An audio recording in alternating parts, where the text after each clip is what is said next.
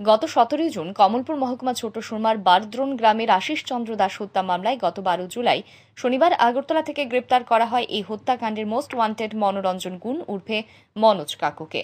রবিবার কমলপুর থানার পুলিশ ধৃত অভিযুক্ত মনোরঞ্জন গুণকে 4 দিনের পুলিশ রিমান্ডের আবেদন জানিয়ে আদালতে সোপর্দ করে।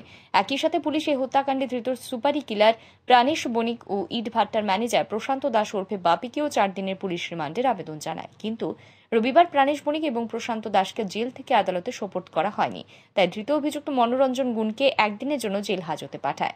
সোমবার জেল থেকে একই সাথে মনোরঞ্জন গুণ, প্রাণেশ বণিক এবং প্রশান্ত দাসকে আদালতে সোপর্দ করা হয়। মামলা শুনানি শেষে আদালত 3 জনের 4 দিনের পুলিশ রিমান্ড মঞ্জুর করেন। ধৃত অভিযুক্তদের আগামী 17 জুলাই পুনরায় আদালতে হাজির করা হবে। সোমবার অতিরিক্ত জেলা ও দায়রা আদালতের এপিপি শ্যামল কান্তি পাল এই সংবাদ জানিয়েছেন।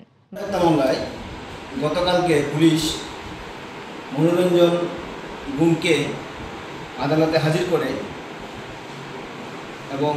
করে মনোরঞ্জন গুণ, প্রাণেশ বণিক এবং প্রশান্ত দাসের জন্য 4 দিনের পুলিশ রিমান্ড এখানে আবেদন করে।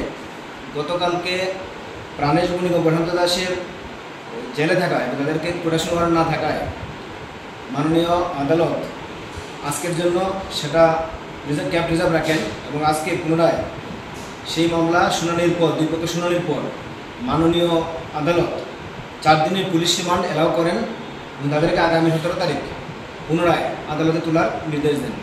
এদিকে ছোট সুরমা এলাকায় গুঞ্জন আশিস দাস হত্যাকাণ্ডে আরও কয়েকজন জড়িত, তারা এখন পালিয়ে বেড়াচ্ছেন।